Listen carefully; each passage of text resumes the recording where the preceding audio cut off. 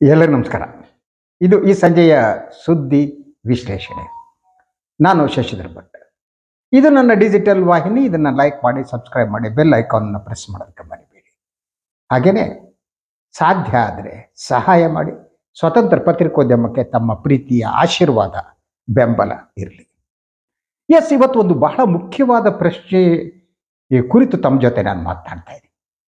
ಈ ಪ್ರಶ್ನೆ ಒಂದು ರೀತಿಯಲ್ಲಿ ನನ್ನ ವೈಯಕ್ತಿಕ ನಿಲುವುಗಳನ್ನು ಸ್ಪಷ್ಟಪಡಿಸುವುದು ಆಗಿದೆ. ಯಾಕೆಂದರೆ ಬಹಳಷ್ಟು ಜನ ಒಂದು ಪ್ರಶ್ನೆಯನ್ನು ನನಗೆ ಕೇಳ್ತಾರೆ. ಕೆಲವು ಪತ್ರಿಕೋದ್ಯಮದ ವಿದ್ಯಾರ್ಥಿಗಳು ಇವತ್ತು ಕೇಳಿದ್ರು, ಸರ್, ಮೊದಲಿಂದ ನಿಮ್ಮನ್ನು ಗಮನಿಸ್ತಾ ಬಂದಿದ್ದೀವಿ, ನೀವೀಗ ಒಂದು ಪಕ್ಷದ ಪರವಾಗಿ ಇದ್ದಂತೆ ಕಾಣ್ತಾ ಇಲ್ವಾ ಅಂತ. ಇದು ಬಹಳ ಮುಖ್ಯವಾಗಿ ಕೇಳಬೇಕಾದ ಪ್ರಶ್ನೆ. ಈ ಪ್ರಶ್ನೆಗೆ ನಾನು ಉತ್ತರ ಕೊಡಬೇಕು. ಒಂದು, ನಾನು ಪತ್ರಿಕೋದ್ಯಮಕ್ಕೆ ಬಂದಿದ್ದು ಹೊಟ್ಟೆಪಾಡಿಗಾಗಲ್ಲ. ನಾನು ಪತ್ರಿಕೋದ್ಯಮಕ್ಕೆ ಬಂದಿದ್ದು ಸಾಮಾಜಿಕ ಬದ್ಧತೆಯಿಂದಾಗಿ. ಬೇರೆ ಯಾವುದೋ ಕೆಲಸ ಸಿಕ್ಕಿಲ್ಲ ಅನ್ನುವ ಕಾರಣಕ್ಕಾಗಿ ಪತ್ರಿಕಾ ಪ್ರಪಂಚಕ್ಕೆ ಬಂದಿದ್ದಲ್ಲ. ಸಾಮಾಜಿಕ ಬದ್ಧತೆ ನನಗೆ ಎಲ್ಲದಕ್ಕಿಂತ ಮುಖ್ಯ. This a first thing. Second thing, ನನ್ನ ಪತ್ರಿಕೋದ್ಯಮದ ಬದುಕಿನಲ್ಲಿ ನಾನು ಕಾಂಗ್ರೆಸ್ಸನ್ನು ವಿರೋಧಿಸಿದಷ್ಟು ಇನ್ಯಾವ ಪಕ್ಷವನ್ನು ವಿರೋಧಿಸಿಲ್ಲ.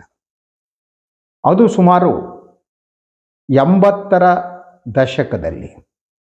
ಆ ಸಂದರ್ಭದಲ್ಲಿ ಜನತಾ ಪರಿವಾರದ ಎಕ್ಸ್ಪೆರಿಮೆಂಟಿಗೆ ಸಂಪೂರ್ಣವಾಗಿ ಬೆಂಬಲ ಕೊಡ್ತಾ ಬಂದವನು.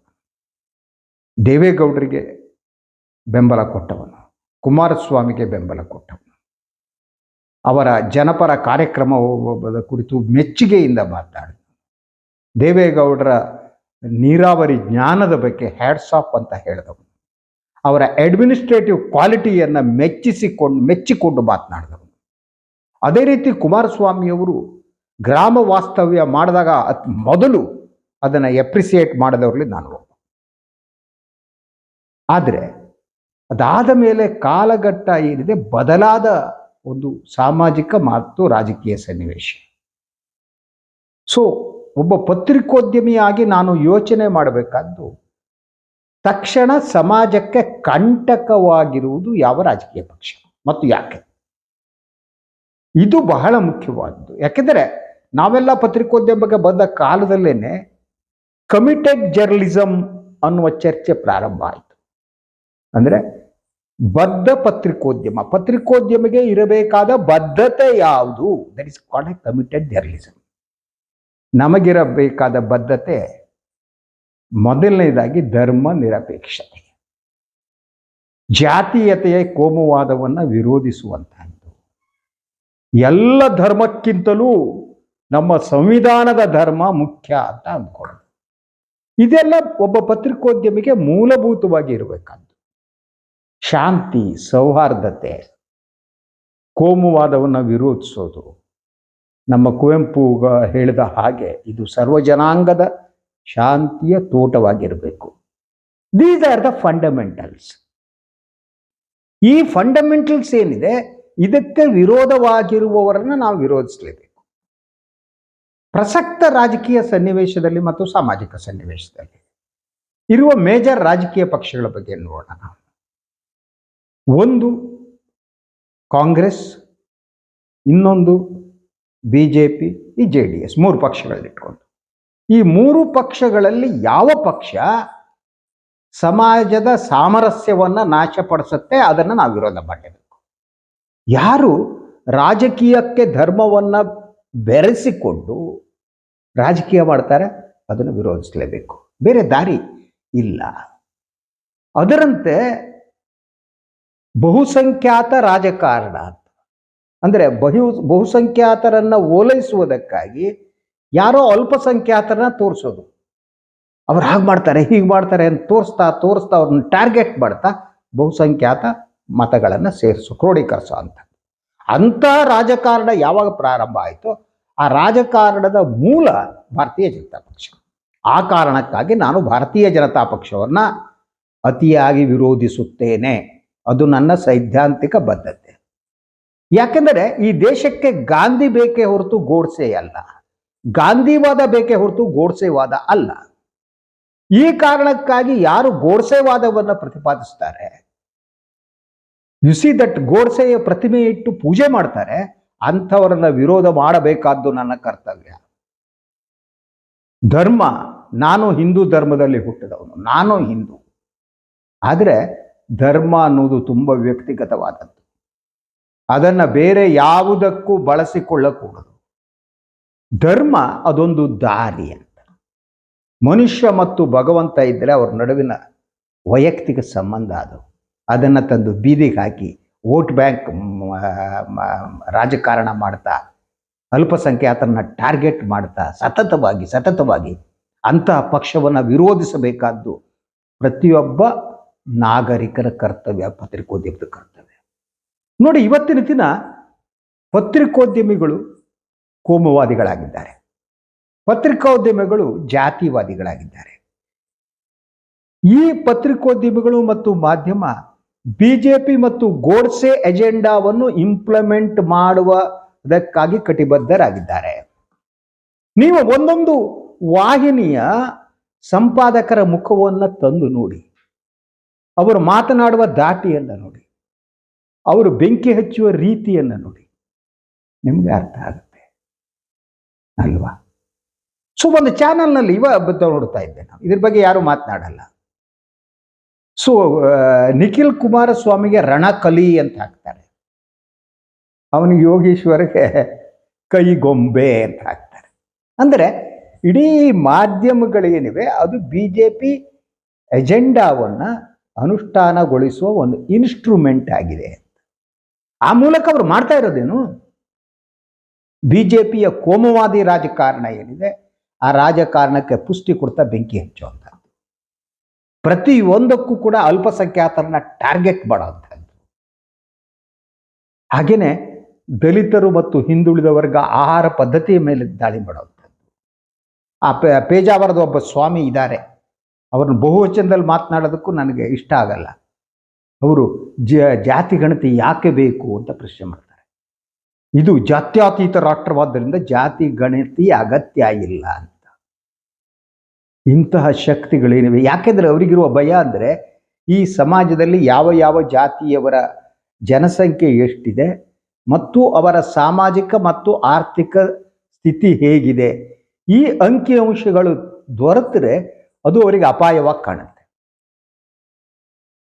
ಅದರ ವಿರುದ್ಧ ಇರುವಂಥವರು ಇಂಥ ಸ್ವಾಮಿಗಳು, ಇಂಥವ್ರನ್ನೆಲ್ಲ ಮಾಧ್ಯಮಗಳು ಬೆಳೆಸ್ತವೆ. ನಾನು ನಿನ್ನೆನೂ ಯಾವಾಗಲೂ ಹೇಳಿದೆ, ಹೋಗ್ಬಿಟ್ಟು ಆ ಚಕ್ರವರ್ತಿ ಸೂಲಿಬೆಲೆ ಅಂತವರು ಚಿಂತಕರಂತೆ, ಬೆಂಕಿ ಹಚ್ಚುವ ಜನ ಅವರು, ಸಮಾಜದ ನಡುವೆ ಬೆಂಕಿ ಹಚ್ಚೋದು, ಸುಳ್ಳು ಸುಳ್ಳು ಸುಳ್ಳು, ಬಾಯಿ ಬಿಟ್ಟರೆ ಸುಳ್ಳು, ಅಂಥವರು ನಮ್ಮ ಮಾಧ್ಯಮದ ದೃಷ್ಟಿಯಲ್ಲಿ ಚಿಂತಕರು. ಇಂತಹ ಚಿಂತಕರನ್ನ ಸೃಷ್ಟಿ ಮಾಡ್ತಾ ಇರೋದು ಸಂಘ ಪರಿವಾರ ಮತ್ತು ಬಿಜೆಪಿ. ಅವರ ಈ ಕೃತ್ಯಗಳನ್ನು ನಾವು ಎದುರಿಸಲೇಬೇಕು. ಎಂಥ ಸುಳ್ಳುಗಳನ್ನು ಇವರು ಹೇಳ್ತಾ ಬಂದರು. ಗುಜರಾತ್ ಮಾದರಿ ಅಂತ ಹೇಳ್ತಾ ಬಂದರು. ಈಗ ಗುಜರಾತ್ ಮಾದರಿ ಏನು ಅಂತ ಗೊತ್ತಾಗ್ತಾ ಇದೆ. ಅಲ್ಲಿಯ ಅಭಿವೃದ್ಧಿ ಕಾಮಗಾರಿಗಳು ಹೇಗೆ ನಡೀತವೆ ಅಂತ ಗೊತ್ತಿದೆ. ಎಲ್ಲ ಕಟ್ಟಿರುವಂಥ ಸೇತುವೆಗಳೆಲ್ಲ ಉರುಳು ಹೋಗ್ತಾ ಇವೆ. ಅಲ್ಲಿರುವಂಥದ್ದು, ನಾನು ಬೆಳಗ್ಗೆನೂ ಮಾತಾಡ್ತಾ ಹೇಳಿದೆ, ಒಂದು ಹುಸಿ ಕೋರ್ಟ್, ಸುಳ್ಳು ಕೋಟ ನೋಟ್ ಗೊತ್ತು, ಕೋಟ ಇದು ಕೋಟ, ಅದು ಗುಜರಾತ್ ಮಾದರಿ. ಇಂತಹದಕ್ಕೆ ಕಾರಣವಾದಂಥ ರಾಜಕೀಯ ಪಕ್ಷವನ್ನು ನಾವು ವಿರೋಧ ಮಾಡಲೇಬೇಕು ಅಲ್ವಾ? ಮಾಡಬೇಕಬಾರದು? ಸೊ ನಾನು ಎಲ್ಲರಿಗೂ ನನಗೆ ಸಮಾನರು, ಪತ್ರಿಕೋದ್ಯಮ ಅನ್ನೋದು ಬ್ಯಾಲೆನ್ಸಿಂಗ್ ಆ್ಯಕ್ಟ್ ಅಂತ ಕೆಲವರು ನಂಬಿದ್ದಾರೆ. No, that is wrong. It is not a balancing act. Balancing act ಅಂತ ಅಂದರೆ ಕಾಂಗ್ರೆಸ್ ಬಗ್ಗೆ ಇಷ್ಟು ಮಾತಾಡಬೇಕು, BJP ಬಗ್ಗೆ ಇಷ್ಟು ಮಾತಾಡಬೇಕು, ಇವ್ರ ಬಗ್ಗೆ ಇಷ್ಟು ಹೇಳಬೇಕು, ನಾನು ಏನೂ ಇಲ್ಲದೆ ಮಧ್ಯದವನಾಗಿ ಸುಮ್ಮನೆ ಕೂತ್ಕೋಬೇಕು. That is wrong. ನಮಗಂತ ನಾವು ಇಂಡಿಯನ್ ಎಕ್ಸ್ಪ್ರೆಸ್ ಗ್ರೂಪ್ನಲ್ಲಿ ಕೆಲಸ ಮಾಡಬೇಕಾದರೆ ಗೊತ್ತಾಯ್ತಾ, 80ರ ದಶಕದಲ್ಲೇ ಆಂಟಿ ಎಸ್ಟಾಬ್ಲಿಷ್ಮೆಂಟ್ ಅನ್ನೋದನ್ನು ನಮಗೆ ಕಲಿಸಿದ್ರು. ರಾಮನಾಥ್ ಗೋಯಂಕ ಅತಿ ಹೆಚ್ಚು ಕಾಂಗ್ರೆಸ್ ವಿರೋಧಿಯಾಗಿದ್ದರು. ನಾವು ಆ ಪತ್ರಿಕೆಗೆ ಕೆಲಸ ಮಾಡಿದವರು. ಕನ್ನಡಪ್ರಭ ಕಾಂಗ್ರೆಸ್ ವಿರೋಧಿಯಾಗಿತ್ತು. ಆ ಕಾಲಘಟ್ಟದಲ್ಲಿ ತುರ್ತು ಪರಿಸ್ಥಿತಿಯನ್ನು ಹೇರಿ ಭಾರತದ ನಾಗರಿಕರ ಮೂಲಭೂತ ಹಕ್ಕು ಸ್ವಾತಂತ್ರ್ಯವನ್ನು ಕಸಿದುಕೊಂಡ ಕಾಂಗ್ರೆಸ್ಸನ್ನು ನಾವು ಒಂದು ಹೋರಾಟದ ರೀತಿಯಲ್ಲಿ ವಿರೋಧ ಮಾಡ್ತಾ ಬಂದ್ವಿ. ಪತ್ರಿಕೋದ್ಯಮದಲ್ಲಿ ಇದ್ಬಿಟ್ಟು ಇಂಡಿಯನ್ ಎಕ್ಸ್‌ಪ್ರೆಸ್ ಗ್ರೂಪ್ ಮೂಲಕ, ಕನ್ನಡಪ್ರಭದ ಮೂಲಕ. ಯಾಕಂದರೆ ಎನಿ ಕಾಸ್ಟ್ ಕಾಂಗ್ರೆಸ್ಸನ್ನು ಮಣಿಸಬೇಕಾಗಿತ್ತು. ಕಾಂಗ್ರೆಸ್ ವಿರುದ್ಧ ಹೋರಾಟ ಮಾಡ್ತಾ ಬಂದ್ವಿ. ಹಾಗೇನೆ 83ರಲ್ಲಿ ಜನತಾ ಪರಿವಾರ ಬಂದಂಥ ಸಂದರ್ಭದಲ್ಲಿ ಅದೊಂದು ಹೊಸ ಬದಲಾವಣೆ. ಆ ಬದಲಾವಣೆಗೆ ಬೆಂಬಲ ನೀಡ್ತಾ ನಮ್ಮ ಪತ್ರಿಕೆಯಲ್ಲಿ ಅವಾಗ ರೈತರೆಲ್ಲ ಚಳವಳಿ ಮಾಡಬೇಕಾದರೆ ಸಂಪಾದಕೀಯಕ್ಕೆ ಕೊಟ್ಟ ಶೀರ್ಷಿಕೆ ರೈತರು ಬಂದರು ದಾರಿ ಬಿಡಿ ಅಂತ. ಸಂಪೂರ್ಣವಾಗಿ ರೈತ ಚಳವಳಿಗೆ ಬೆಂಬಲ ಕೊಡ್ತಾ ಬಂದ್ವಿ. ಈ ಹೊಸ ಎಕ್ಸ್ಪಿರಿಮೆಂಟ್ ಏನಿದೆ ಜನತಾ ದಳ, ಅದಕ್ಕೆ ಫುಲ್ಲು ಸಂಪೂರ್ಣ ಬೆಂಬಲ ಕೊಟ್ಟವರಲ್ಲಿ ನಾವು ಇದ್ದೇವೆ. ಆದರೆ 89ರ ಹೊತ್ತಿಗೆ ಹೆಗಡೆ ಮತ್ತು ದೇವೇಗೌಡರ ವೈಯಕ್ತಿಕ ಭಿನ್ನಾಭಿಪ್ರಾಯಗಳು ಆ ಎಕ್ಸ್ಪಿರಿಮೆಂಟನ್ನು ನಾಶಪಡಿಸೋದು. ಸೊ ಆದ್ದರಿಂದ ನಾನು ಈಗ BJPಯನ್ನು ಟೀಕೆ ಮಾಡ್ತಾ ಇರೋದೇನಿದೆ ಅದು ಪ್ರಭುತ್ವವನ್ನು ಟೀಕಿಸುವ ನನ್ನ ಪರಂಪರೆ. ನಾನು ಈ ಪ್ರತಿ ಪ್ರಭುತ್ವವನ್ನು ವಿರೋಧಿಸಿದ್ದೇನೆ. ಯಾರೋ ರಾಜಕಾರಣಿಗಳ ಹಿಂದೆ ಲಾಭಕ್ಕಾಗಿ ಹೋಗಿಲ್ಲ. 4-6 ಮನೆಗಳನ್ನು ಕಟ್ಟಿಕೊಂಡು ರಾಜಕಾರಣಿಗಳ ಅಡಿಗೆ ಮನೆಯಲ್ಲಿ ಕೂತಿಲ್ಲ. ಇವತ್ತಿನ ಸಂದರ್ಭದಲ್ಲಿ BJPಯನ್ನು ವಿರೋಧಿಸಬೇಕಾಗಿದೆ. ಯಾಕೆ ಅಂದರೆ ಈ ದೇಶ ಇದೆಯಲ್ಲ, ಈ ದೇಶಕ್ಕೆ ಒಂದು ಅದ್ಭುತವಾದ ಪರಂಪರೆ ಇದೆ. ಇಲ್ಲಿ ಕಬೀರರು ಹುಟ್ಟಿದ್ದಾರೆ, ಶಿಶುನಾಳ ಶರೀಫರು ಹುಟ್ಟಿದ್ದಾರೆ, ಕುವೆಂಪು ಅಂತವರು ನಮ್ಗೆ ಕಲಿಸಿದ್ದಾರೆ. ಬಸವಣ್ಣ ಅವನಿಗಿಂತ ದೊಡ್ಡ ಕ್ರಾಂತಿಕಾರಿ ಇಲ್ಲ. ಬಸವಣ್ಣ ನಮಗೆ ಕಲಿಸಿದ್ದಾನೆ, ಬುದ್ಧ ನಮಗೆ ಕಲಿಸಿದ್ದಾನೆ. ಇಂತಹ ಪರಿಸ್ಥಿತಿಯಲ್ಲಿ ಇಡೀ ಈ ದೇಶದ ಜಾತ್ಯತೀತ ಫ್ಯಾಬ್ರಿಕ್ಕನ್ನು ನಾಶಪಡಿಸುತ್ತಿರುವ ಕೋಮುವಾದಿ ರಾಜಕಾರಣಕ್ಕೆ ಅಡಿಪಾಯ ಹಾಕಿ ಅದನ್ನು ಬೆಳೆಸುತ್ತಿರುವ ಅಪಾಯಕಾರಿ ರಾಜಕೀಯ ಪಕ್ಷ ಅಂದರೆ ಅದು BJP. Will have to oppose it. ಯಾಕೆಂದರೆ ಸಂಘ ಪರಿವಾರದ ಗುಪ್ತ ಎಜೆಂಡಾಗಳು, ಕೆಲವೊಮ್ಮೆ ಬಹಿರಂಗವಾದ ಎಜೆಂಡಾಗಳೇನಿವೆ ಅದನ್ನೆಲ್ಲ ಇಂಪ್ಲಿಮೆಂಟ್ ಮಾಡ್ತಾ ಇರೋದು BJP. ಹೀಗೆ ಹೋದರೆ ಈ ದೇಶ ಕೋಮುವಾದಿ ಹೆಸರಿನಲ್ಲಿ ಸಂಪೂರ್ಣ ವಿಭಜನೆಗೊಂಡು ನಾಶ ಆಗೋಗ್ಬಿಡುತ್ತೆ. ಜಾತೀಯವಾದ, ಯಾರು ಪೇಜಾವರ ಶ್ರೀಯಂತವರು ಜಾತಿ ಗಣತೆ ಯಾಕೆ ಬೇಕು? ಅಬ್ಬಾ ಶಿವ ಶಂಕರ. ಅವ್ರಿಗೆ ಬೆಂಬಲ ಯಾರದ್ದು? ಮೋದಿ, ಅಮಿತ್ ಶಾ ಅವರು. ಪೇಜಾವರ ಸ್ವಾಮಿ ಅವರೇನೋ ರಾಮ ಜನ್ಮಭೂಮಿ ಟ್ರಸ್ಟ್ನಲ್ಲೆಲ್ಲ ಇದ್ದವರು. ಇಂಥ ಅಪಾಯಕಾರಿ ಸ್ವಾಮೀಜಿಗಳನ್ನು ಬೆಳೆಸುತ್ತಿರುವ ಒಂದು ಪ್ರಭುತ್ವ ಇದೆಯಲ್ಲ, ಆ ಪ್ರಭುತ್ವವನ್ನು ವಿರೋಧ ಮಾಡಲೇಬೇಕು. ನಾನು ವಿರೋಧಿಸ್ತೇನೆ BJPಯನ್ನು. ಯಾಕೆಂದರೆ ಕಾಂಗ್ರೆಸ್ ಮಹಾನ್ ಗ್ರೇಟ್ ಅಂತ ಅಲ್ಲ, ಈಗ ಮುಂದಿರುವ ಅಪಾಯ BJP. ಸೊ ಈ ಅಪಾಯವನ್ನು ತೊಲಗಿಸ್ಬೇಕು. ಇದು ಹೋದ ಮೇಲೆ ನೆಕ್ಸ್ಟ್ ಬಂದಿದ್ದವನ್ನ ಎದುರಿಸಬೇಕು. ನಾವು ಪತ್ರಿಕೋದ್ಯಮ ಅದೇ ಮಾಡಿದ್ವಿ. ಸತತವಾಗಿ ಕಾಂಗ್ರೆಸ್ಸನ್ನು ವಿರೋಧ ಮಾಡ್ತಾ ಬಂದವರು. ಕಾಂಗ್ರೆಸ್ಸಿಗೆ ಎಂದೂ ಮತವನ್ನು ಕೂಡ ಹಾಕಿಲ್ಲ ನಾನು ಇದುವರೆಗೆ ನನ್ನ ಲೈಫ್ನಲ್ಲಿ. ಸೊ JDS ಅನ್ನು ಪ್ರೀತಿಸಿದವನು, JDS ಅಲ್ಲ, ಜನತಾದಳ ಎಕ್ಸ್ಪೆರಿಮೆಂಟನ್ನು ಅವರು ನಾಶ ಆದಾಗ ಬೈದಿದ್ದೇನೆ.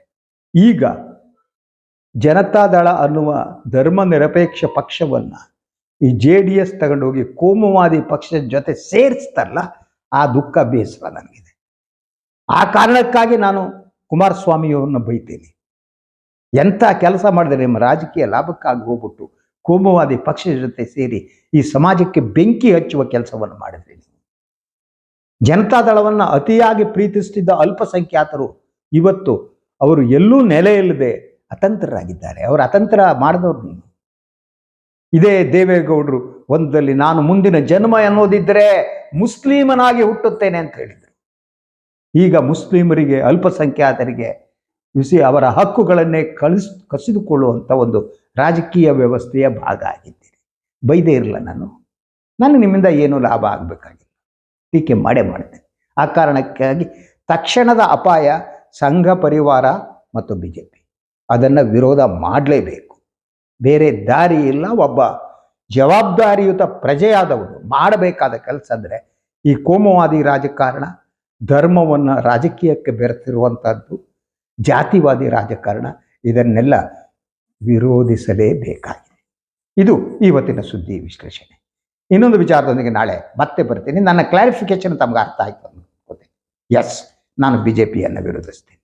ಯಾಕೆ ವಿರೋಧಿಸ್ತೀನಿ ಅನ್ನೋ ಮಾತನ್ನು ನಿಮಗೆ ಹೇಳಿದ್ದೀನಿ. ಶುಭರಾತ್ರಿ, ಎಲ್ಲರಿಗೂ ಒಳ್ಳೆಯದಾಗಲಿ.